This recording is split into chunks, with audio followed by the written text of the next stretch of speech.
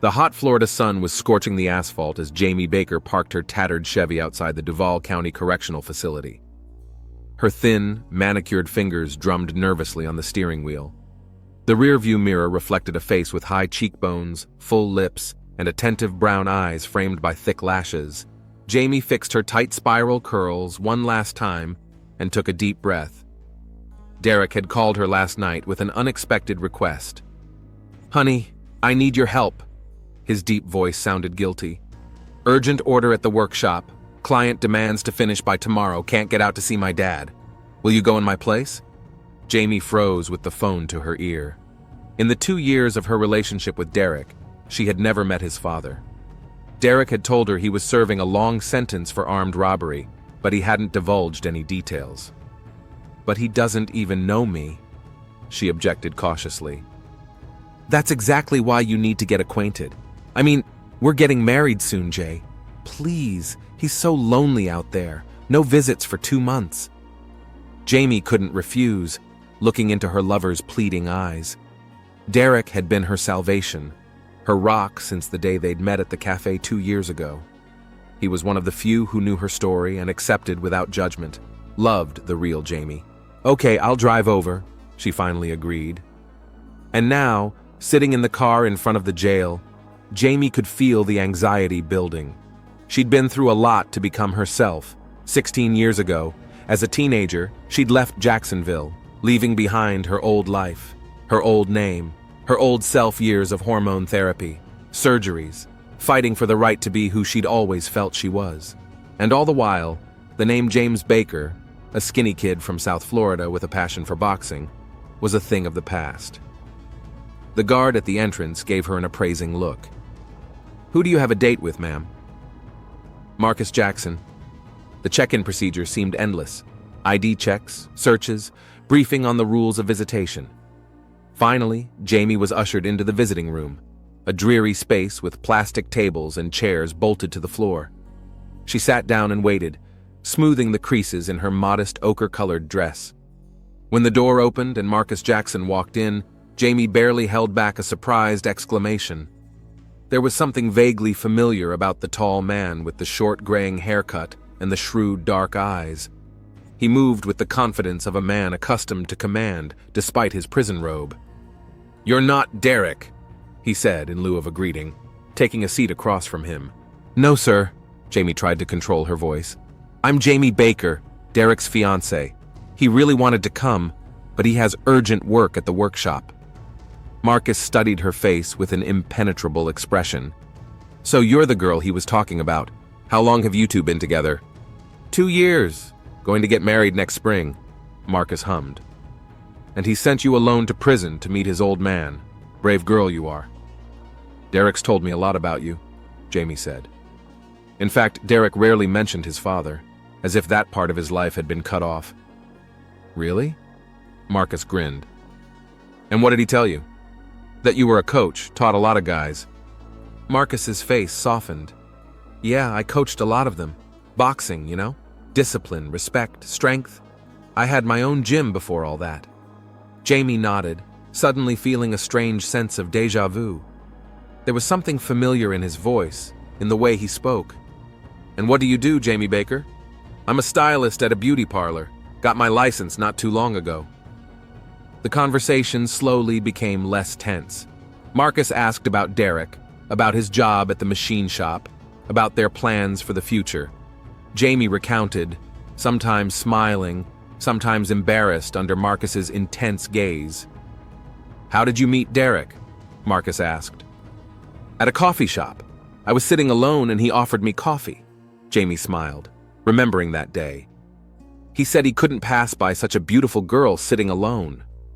"All over me," Marcus hummed. I was smooth on the tongue at his age, too. They were silent for a moment. Then Marcus leaned closer.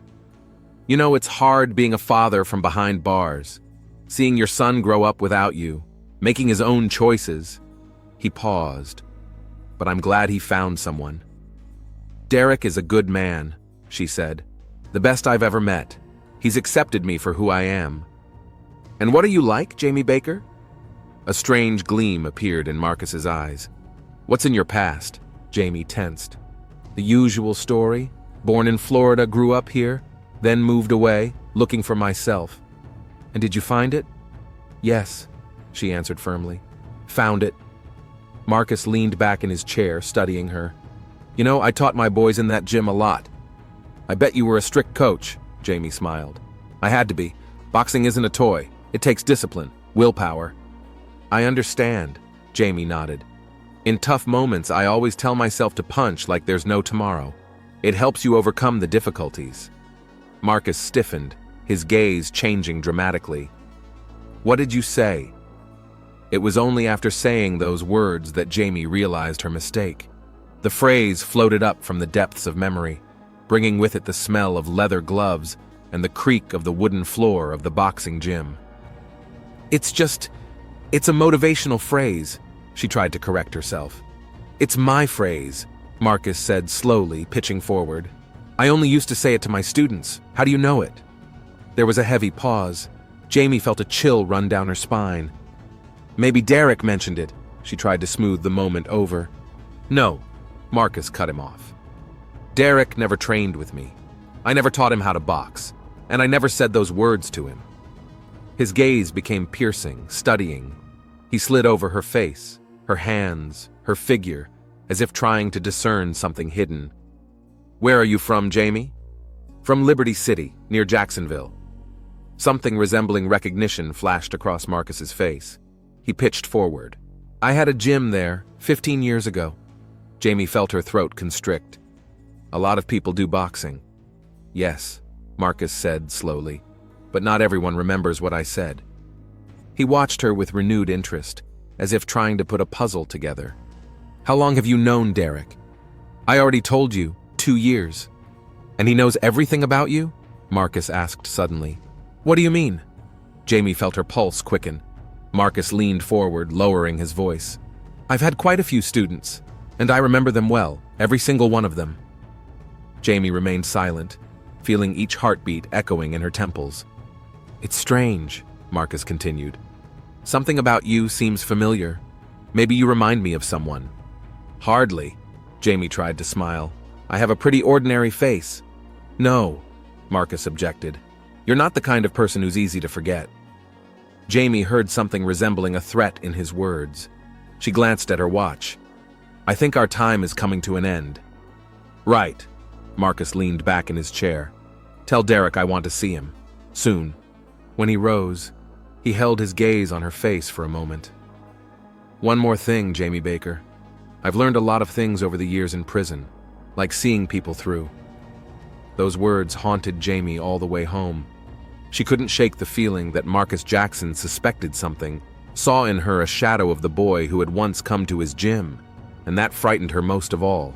At home, she stood under the shower for a long time, as if trying to wash away Marcus's gaze, until she heard the sound of the front door opening. Jay, are you home? Derek's voice brought her back to reality. She wrapped herself in a towel and stepped out of the bathroom. Hey, how was your day? Derek kissed her, tired as a dog. How about you? How was your meeting with your dad? Jamie faltered. Fine, I guess. Did something happen? Derek looked at her carefully. I don't know. Jamie walked to the living room and sat down on the couch. I think your dad might have been the same coach I practiced under when I was a kid. Derek frowned. What? Are you sure? No. It was a long time ago, but I accidentally said a phrase my coach kept repeating. And then when I said where I was from... Shit. Derek rubbed his face. Do you think he realized who you were? I don't know. Maybe he's suspicious. He said he wanted to see you. Derek put his arm around her. Don't worry. Even if he suspected something, what can he do? He's behind bars. That's not the point. Jamie raised her eyes to Derek. Your father? He might not understand. In his time, in his world. Hey. Derek took her face in his palms. Listen to me. I love you. And it doesn't matter what my dad or anyone else says. We're going to make it through this, okay? Jamie nodded, though the anxiety wouldn't let her go. Something in Marcus Jackson's eyes, in his last words, made her think their meeting wouldn't end with just an acquaintance.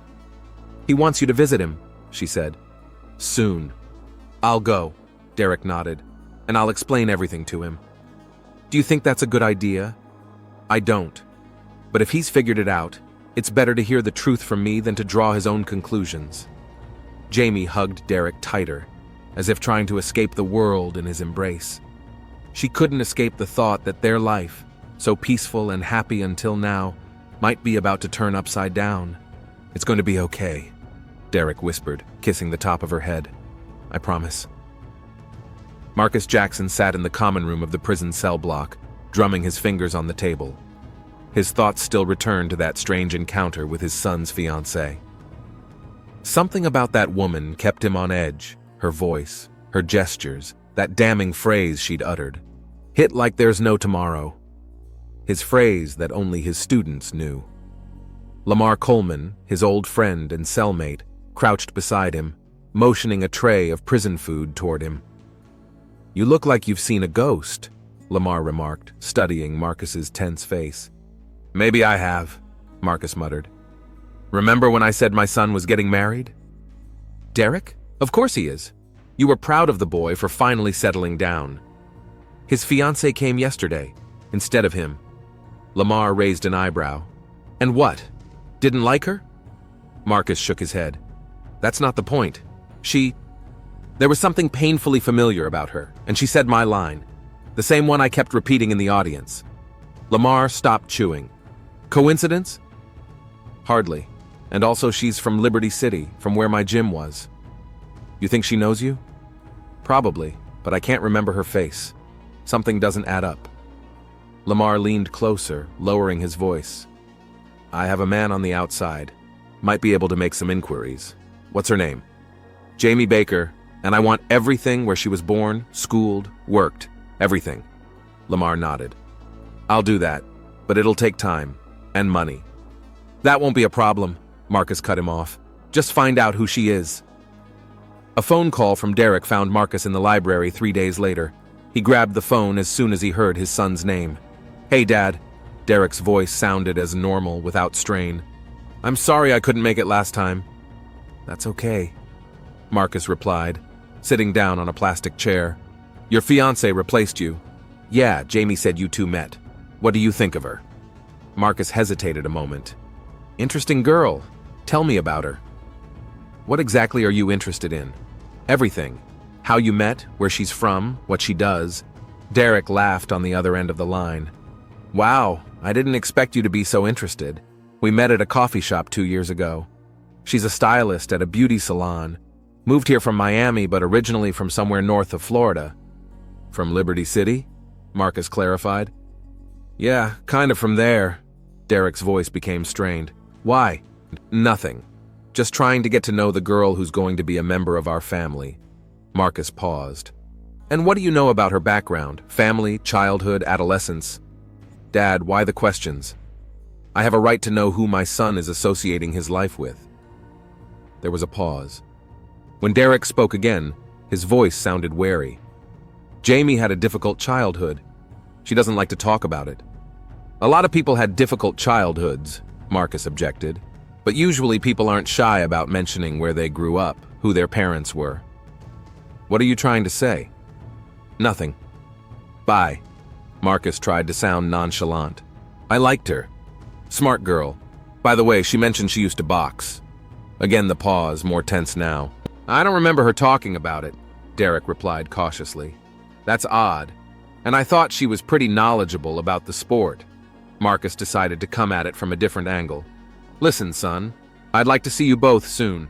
There's something important I want to discuss. Okay, Dad, we'll be there next week. Hanging up the phone, Marcus looked thoughtfully at his hands. Something about Derek's reactions told him his son knew more than he was saying. The next day, Lamar approached him during lunch. My man found something, he whispered.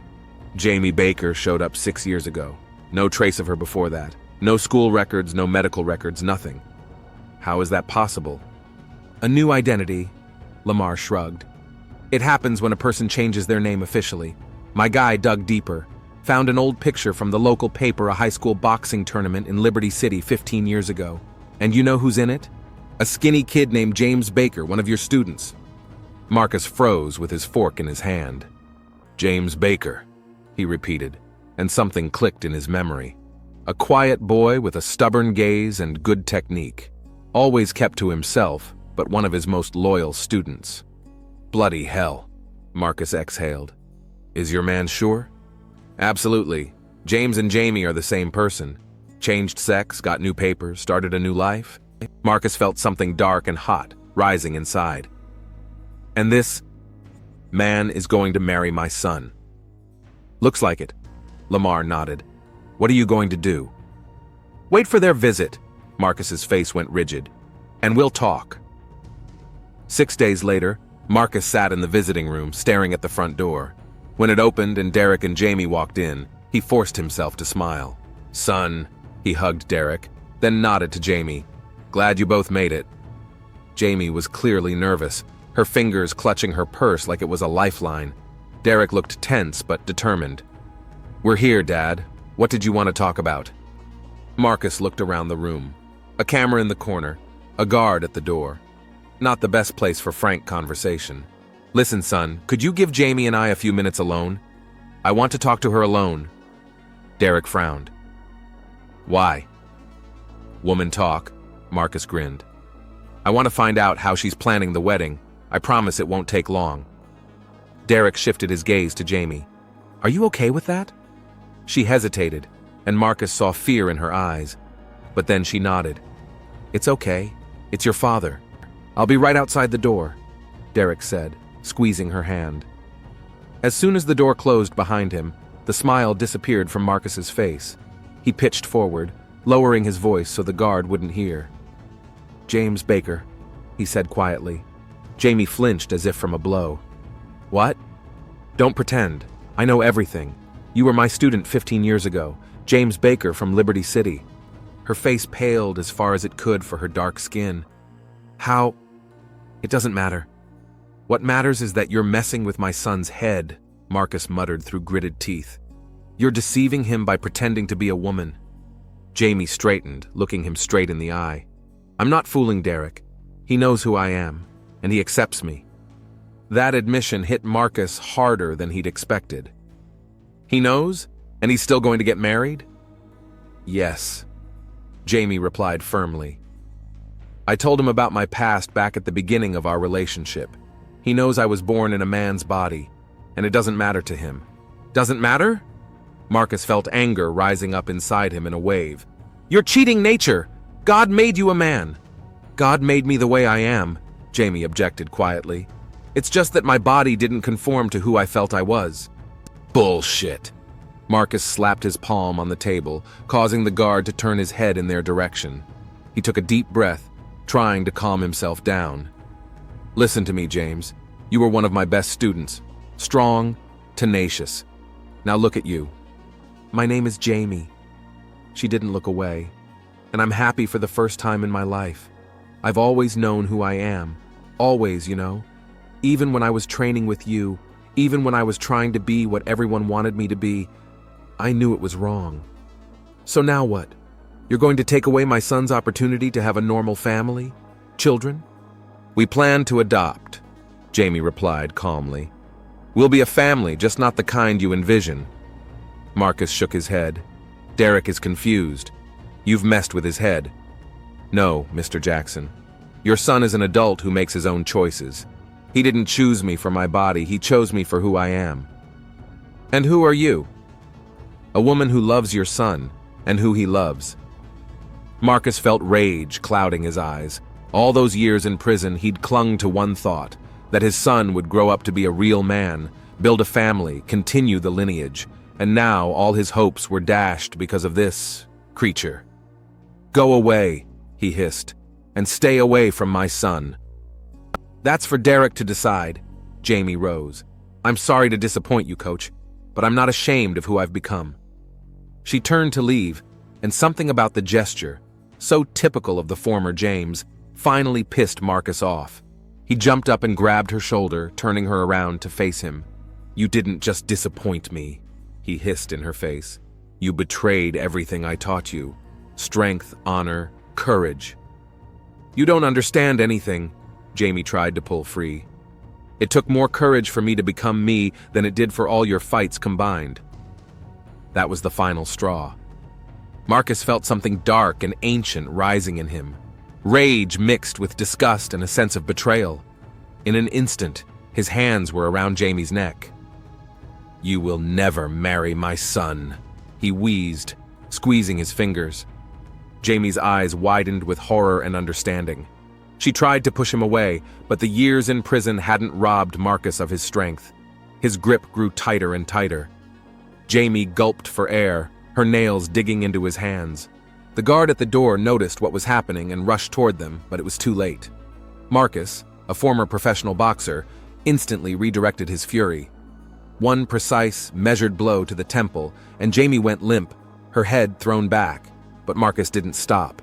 He continued to strike, in the face, in the neck, in the chest, each blow accompanied by the words, "You don't get my son." The guard yelled into his walkie-talkie, trying to pull Marcus away, but the man, as if in a trance, felt nothing. Jamie's blood splattered on his prison robe, on the walls, on the floor. Marcus watched the life leave her eyes, her body collapsing under his blows, but he couldn't stop.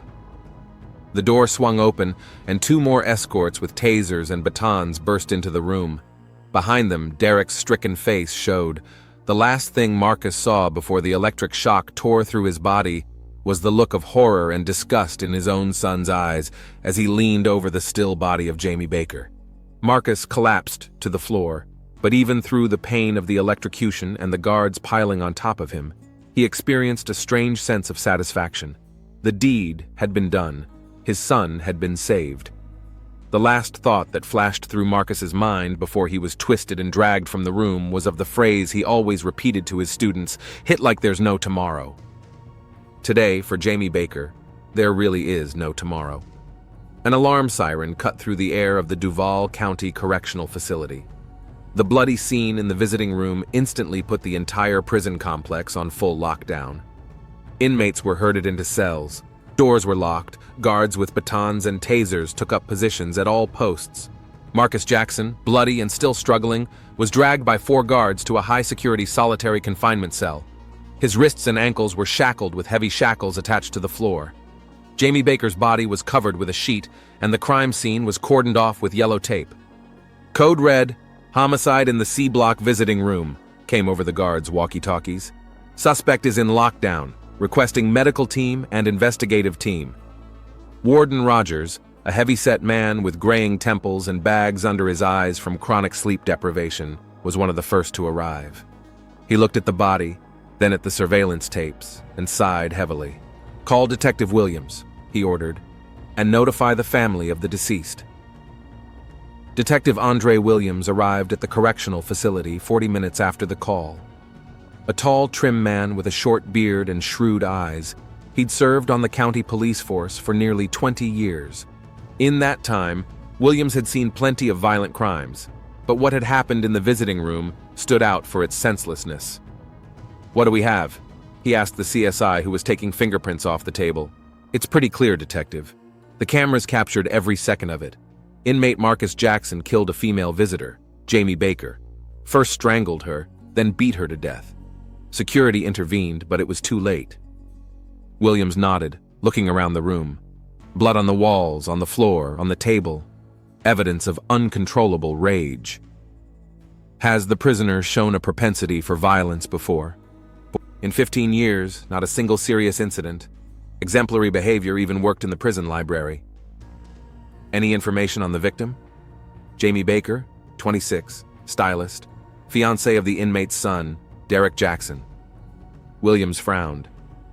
"The son's fiancée? And he killed her? Something doesn't add up." "The son's here. He saw the whole thing. Came in just as the incident started." "Where is he now?" "In the waiting room. Gave his initial statement, but you can see he's in shock." Derek Jackson sat motionless, staring blankly into space. His hands, folded in his lap, trembled slightly. His dark skin seemed ashy with shock, his eyes reddened with tears. "Mr. Jackson?" Williams took a seat across from him. "I'm Detective Andre Williams. May I ask you a few questions?" Derek slowly shifted his gaze to the detective and nodded. Can you explain what happened today? Derek swallowed. We came to visit my father. He asked to be left alone with Jamie, said he wanted to talk to her about the wedding. I went outside, and then I heard screaming. Did your father show any signs of aggression before that? No. He seemed normal, even smiled. Williams was making notes in his notebook. Had Miss Baker met your father before? Once. Last week, when I couldn't make it. Derek rubbed his eyes. She said the meeting went okay, but it was kind of tense. Do you know why your father might have attacked her? Derek looked up, pain and determination red in his eyes. He found out about her past. What past? Jamie was a transgender woman, born in a man's body. I knew that from the beginning of our relationship, and I loved her for who she was. Williams made a note in his notebook. Did your father know about this? I don't think so. At least I didn't tell him. But when Jamie visited him last week, something must have happened. Williams remembered the last words Marcus had shouted as he was led away. She's not a she! It's a man, Derek! My former student! It was making sense now. Did you say former student? Derek nodded. Dad was a boxing coach in Liberty City before he sat down. He had his own gym. Jamie, used to be called James, was one of his students when she was 13 or 14, but that was over 15 years ago. And your father recognized her? He must have. Jamie said she accidentally said something that might have alerted him. How ironic, Williams thought. A son falling in love with his father's former student without even realizing the connection. You want to see your father? Derek squirmed. Not right now. I'm not sure I ever want to see him at all. Finished with the preliminary interview, Williams headed to the solitary confinement cell where Marcus Jackson was being held. The criminal sat motionless, staring at the wall in front of him. Jamie's blood had dried on his hands and prison robe, dark stains on the orange fabric. When the door opened, Marcus didn't even turn his head. Mr. Jackson, I'm Detective Andre Williams, investigating the murder of Jamie Baker, he introduced himself formally. Is there anything you'd like to say? I killed him, Marcus replied calmly. What's there to investigate? Her, Williams corrected. You killed the woman your son loved. Marcus turned his head sharply, his eyes flashing with anger. It wasn't a she. It was a man pretending to be a woman. James Baker, my former student. He deceived my son, made him think he loved a woman. Your son knew who Jamie was, Williams replied calmly. He knew about her past and accepted her. Those words seemed to hit Marcus harder than the guard's stun gun. He turned as pale as possible for his dark skin. Impossible. Derek wouldn't. He loved her, Mr. Jackson, and was going to marry her, knowing all about it. Marcus shook his head, unwilling to accept the truth. He was confused. James messed with his head. Why did you decide to kill her? Williams asked. You knew it would add to your sentence, that you might never get out of here. Marcus looked at his hands, still covered in blood. I didn't think about that. I couldn't let my son tie his life to this man. I had to protect Derek. From love? From happiness? Williams shook his head. Do you know what your son told me? That he wasn't sure if he'd ever want to see you again. Those words finally broke through Marcus's armor. His shoulders slumped, and the realization of what he had done flashed in his eyes. Williams finished his interrogation and returned to his office. The case was clear. A hate murder committed right in front of the security cameras. He compiled a detailed report for the prosecutor, attaching videotapes and witness statements. Marcus Jackson would be charged with first-degree murder, which meant an automatic life sentence without parole. A week passed. Derek Jackson stood at a fresh grave in Woodlawn Cemetery, holding a bouquet of white lilies, Jamie's favorite flowers. The simple headstone was embossed with the name Jamie Baker and dates of life. Beneath them was a short inscription, "She lived her truth." Detective Williams, who had completed the bulk of the investigation, decided to pay the young man a visit. He approached silently, stopping a few paces behind. "How are you holding up, Mr. Jackson?" he asked. "I don't know," Derek answered honestly. "Sometimes I wake up and forget for a second that she's gone. Then I remember it all over again." Williams nodded understandingly. He'd seen a lot of grief in his years of service and knew that time didn't heal. It just taught you to live with the pain. Have you decided if you will see your father? Derek was silent for a long time, looking at the grave. I don't. Part of me wants to ask him, why? Why couldn't he just accept my choice, my happiness? Complex questions rarely have simple answers, Williams observed. Jamie always said the hardest thing was not to change others, but to stay true to yourself. Derek carefully placed the flowers on the grave. She was the bravest person I've ever known. And now, what do you plan to do? I don't know. Probably move away from here. Too many memories. They stood in silence, broken only by the rustling of leaves. You know, Derek finally said, what's the most ironic thing? I've always believed that my father, despite his mistakes, is a good man at heart. I used to tell Jamie, don't be afraid, that's my dad. He would never hurt you. The detective nodded silently. Sometimes the best thing to do was just listen. He did 15 years in prison for a robbery he committed to pay for my medical treatment when I was a kid, Derek continued. He always told me that family was the most important thing, that you have to sacrifice everything for your family. And in doing so, he destroyed the family you were trying to build. Exactly. Derek shook his head. He couldn't accept that family isn't just something that fits his ideas. That family can be different. Marcus Jackson's court hearing took place 2 weeks after the murder. It was short and formal. Given the clear evidence and the defendant's confession, Marcus's lawyer, a balding man with a tired face, tried to appeal to affect and emotional distress, but the judge, a full woman with gray hair and a sharp gaze, was adamant. Mr. Jackson, do you plead guilty to the murder of Jamie Baker? She asked. Yes, Your Honor, Marcus replied. Do you realize that by doing so you are waiving your right to a trial? I understand. The judge nodded and pronounced the sentence, life in prison without parole. Derek didn't show up for the hearing. He learned of the court's decision from Detective Williams, who called him just after the verdict was announced. He pleaded guilty, Williams reported, life without parole. Did he say anything in his defense? No, just apologized to you. Said he didn't expect forgiveness, but he wanted you to know he was sorry. Derek closed his eyes. Regret wouldn't bring Jamie back, wouldn't undo what was done. I think I should leave, he said after a long pause. Start over somewhere else. That's okay, Williams replied. Sometimes distance helps healing. It's not just the distance. I just can't be here anymore. Every corner reminds me of her, of us, of what could have been. After talking to the detective, Derek pondered for a long time whether he should see his father before he left. Part of him didn't want to ever see Jamie's killer again, but another part realized that without this last meeting, he would never be able to move on. 3 days later, Derek did visit the prison.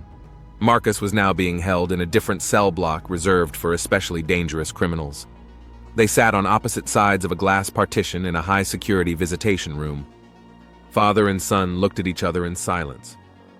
You've lost weight, Marcus finally said. And you've aged, Derek replied. William said you're leaving. Yeah, to Seattle. Got a job there. Marcus nodded. That's good, a new start. I came to tell you I don't hate you. Derek looked directly at his father. I wish I did, but I can't. You're my father. But I don't forgive you either. I don't know if I ever will. I understand, Marcus replied quietly. No, you don't. Derek shook his head. You never did understand. Jamie was the best thing that happened in my life. She taught me to see people for what they are, not what I want them to be. She taught me that love has no shape, color, or gender. That love is a choice we make every day. Marcus lowered his eyes. I'm sorry, son. Me too, Dad, me too. Derek stood up, ready to leave, but Marcus stopped him. Wait, I want you to know something. He pressed his palm against the glass. I really thought I was protecting you, that I was saving you from making a mistake. I was wrong, and now I'm going to pay for it for the rest of my life. Derek looked at his father's outstretched hand, but didn't respond to the gesture. Jamie said everyone has the right to be themselves without fear or shame. No matter how harsh the world is, living insincerely is the worst. She was wiser than me, Marcus admitted. Yes, she was. Derek headed for the exit. On the threshold, he turned around one last time. "Goodbye, Father." After that meeting, Derek drove to the cemetery one last time. He placed a small box on Jamie's grave that contained a ring, the very ring he was going to propose to her with. "I'll have to go away, love," he whispered, "but I'll always carry you in my heart." Detective Williams was standing at his car nearby, watching the scene. He approached as Derek headed toward the cemetery exit. "Are you ready?" Williams asked. "Yeah," Derek nodded. "My flight is tonight. I can give you a ride to the airport." "Thank you. I appreciate it." On the way, they were mostly silent. It wasn't until the car pulled up to the terminal that Williams turned to Derek. "You know, in 20 years on the force, I've seen a lot of tragedy, a lot of hate and violence, but I've also seen people find the strength to move on." He handed Derek his business card. "If you ever need to talk, just give me a call." Derek took the card and smiled genuinely for the first time in a long time. "Thank you for everything." Detective Andre Williams' phone rang in the late afternoon as he was about to leave the office. An unfamiliar number with a Washington State area code popped up on the screen. "Detective Williams," he answered, setting aside a file folder. "Hello, this is Derek Jackson." The voice had changed, deeper, harder. It had been almost 3 years since they'd last met. Williams straightened in his chair. "Mr. Jackson, haven't heard from you in a while. I've been informed that my father died in prison. Is that true?" "Yes," Williams confirmed. 3 days ago. Heart attack." There was silence on the phone, then Derek asked, "What happens to the body?" "Usually in cases like this, if the relatives don't make demands, the prison will arrange a burial at public expense, in the prison cemetery." "Let them do that." There was no sadness or relief in Derek's voice, only weariness. "I'm not coming to the funeral." "I understand," Williams replied. "That's not the only reason I'm calling," Derek continued after a pause. "I need to deliver something for Jamie's grave. It's important to me." "I can help," the detective offered. "It's a locket. She always wore it. I took it away after everything. But now I want it to be with her. I can give you my address. Send it, and I'll personally deliver it to the cemetery." "Thank you." Derek sounded genuinely grateful. "It means a lot to me." Williams hesitated, but still asked, "How are you doing? It's been a long time." "Day by day," Derek answered simply. "I don't wake up every night with nightmares anymore. That's already progress." "Were you able to start a new life there in Seattle?" "I have a good job, my own apartment, a few friends." He paused. "Relationships. That's harder. It's not working out yet." Williams nodded understandingly, though his interlocutor couldn't see him. "Trauma takes time." "It's not just the trauma," Derek said quietly. "I just realized there's only one kind of love, the real one. Everything else is attempts to replace the irreplaceable." "Have you considered going back?" "To Florida? No, never," Derek answered firmly. "There are too many ghosts there. The only thing I want from that place is for Jamie's locket to come back to her. Some kind of closure." A week later, Williams received a small package. Inside was a silver locket on a thin chain and a short note. She wore it every day. It was a gift from her grandmother, the only person who accepted her from the beginning. On his day off, the detective drove to Woodlawn Cemetery. Jamie Baker's grave looked well-maintained. Apparently, the cemetery caretaker kept an eye on it like the others. The headstone still bore the same simple inscription, "She lived her truth."